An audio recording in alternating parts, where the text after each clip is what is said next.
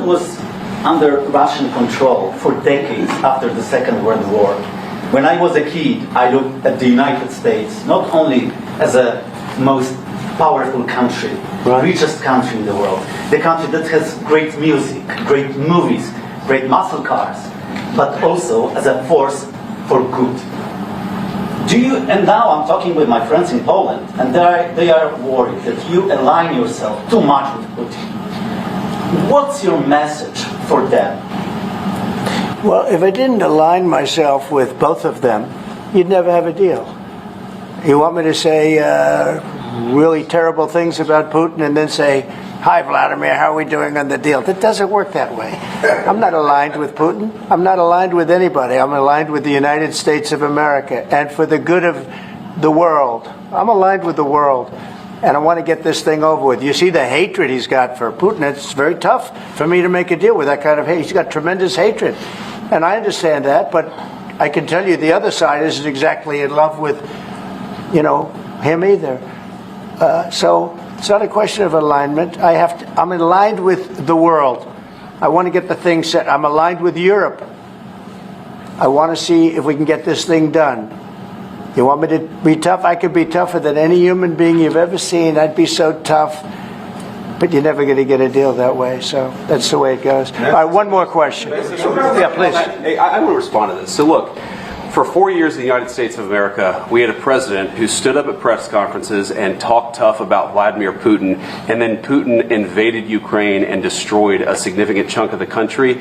The path to peace and the path to prosperity is maybe engaging in diplomacy. We tried the pathway of Joe Biden, of thumping our chest and pretending that the President of the United States' words mattered more than the President of the United States' actions. What makes America a good country is America engaging in diplomacy. That's what President Trump is doing. Can I ask you?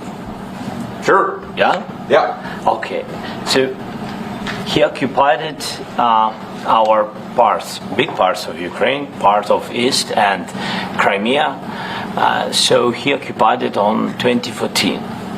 So during a lot of years, so I'm not speaking about just Biden, but those time was Obama, then President Obama, then President Trump, then President Biden, now President Trump, and God bless, now President Trump will stop him. But during 2014, nobody stopped him. He just occupied and took. He killed people. You know what the contact 2015. 2014. 2014 is Well, 2014. Yeah. So I was not here. Yeah, but That's exactly right. Yes, but during 2014 till 2022, the situation the same. The people have been dying on the contact line. Nobody stopped him. You know that we had conversations with him, a lot of conversation, my bilateral conversation, and we signed with him. Me, like a new president in 2019, I signed with him the deal. I signed with him, Macron and Merkel, we signed ceasefire. Ceasefire. All of them told me that he will never go. We signed him with gas contract. Yes, but after that, he broken this ceasefire. He killed our people and he didn't exchange prisoners. We signed the exchange of prisoners, but he didn't do it. What kind of diplomacy, JD, you are speaking about? What do you mean? I'm talking about the kind of diplomacy that's going to end the destruction of your country. Yes, but if you are not strong... Mr. President, with respect, I think it's disrespectful for you to come into the Oval Office and try to litigate this in front of the American media. Right now, you guys are going around and forcing conscripts to the front lines because you have manpower problems. You should be thanking the President for trying to bring an end to this conflict. Have you ever been to Ukraine that you say what problems we have? I have been to... Come once. I've actually watched and seen the stories, and I know what happens is you bring them on a propaganda tour, Mr. President. Do you disagree that you've had problems bringing people into your military? We have problems. And do you think that it's respectful to come to the Oval Office of the United States of America and attack the administration that is trying to prevent the destruction of your country? A lot of questions. Let's start from the beginning. Sure. First of all, during the war, everybody has problems. Even you, but you have nice ocean and don't feel now, but you will feel it in the future. God bless. You don't know that. God bless. God bless. You will not have a war. Don't tell us what we're going to feel. We're trying to solve a problem. Don't tell us what we're going to feel. I'm not telling you. Because I'm you're in no answering on position this to question. dictate that. That's Remember exactly what this. you're I'm not You're in dictating. no position to dictate what we're going to feel.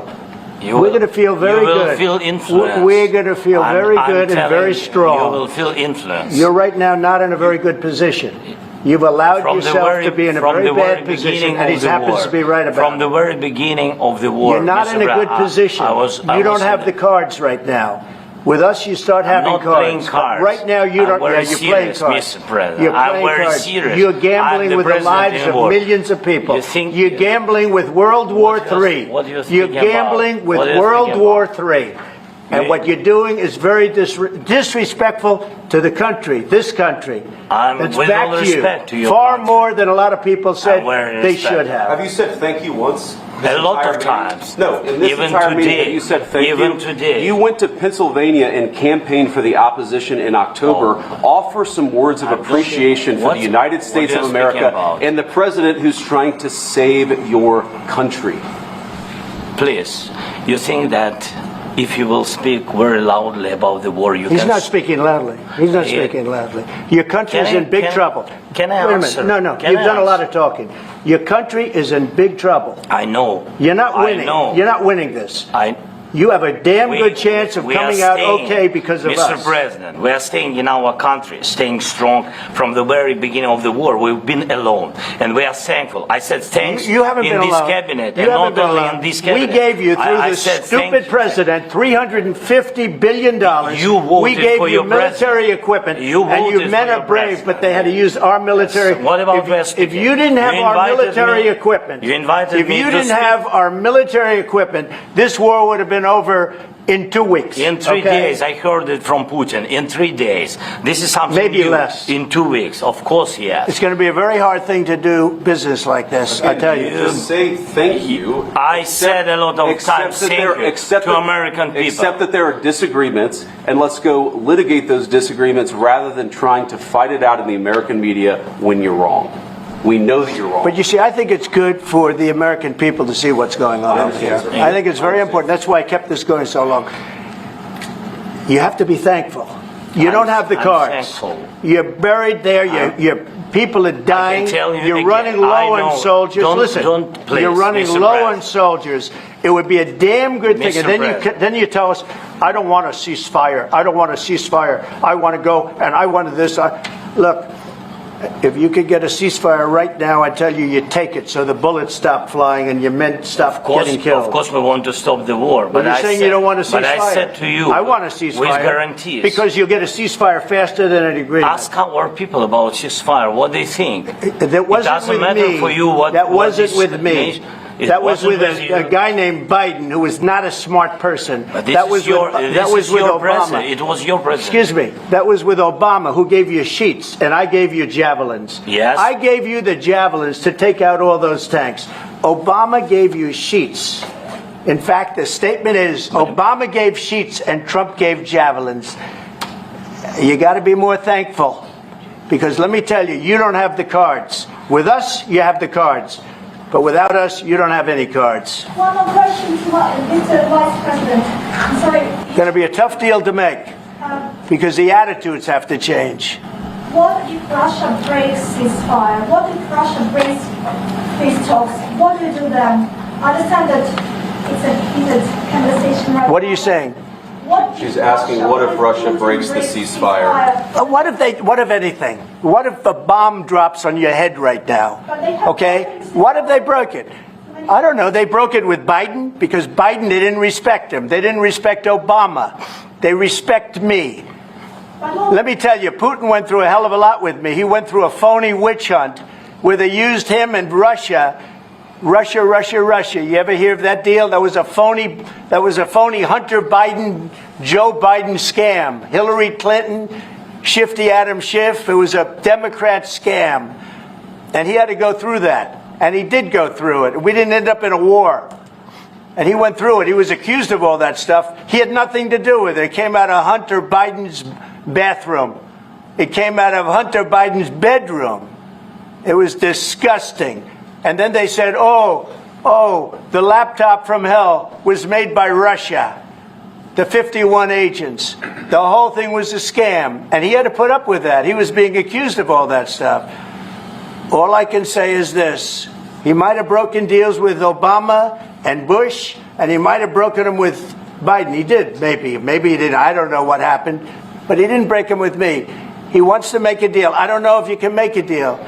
The problem is, I've empowered you to be a tough guy. And I don't think you'd be a tough guy without the United States. And your people are very brave. But you're either going to make a deal or we're out. And if we're out, you'll fight it out. I don't think it's going to be pretty, but you'll fight it out. But you don't have the cards. But once we sign that deal, you're in a much better position. But you're not acting at all thankful. And that's not a nice thing. I'll be honest, that's not a nice thing. All right, I think we've seen enough. What do you think? Huh? This is going to be great television, I will say that. All right. We'll see what we can do about putting it together. Thank you. Thanks.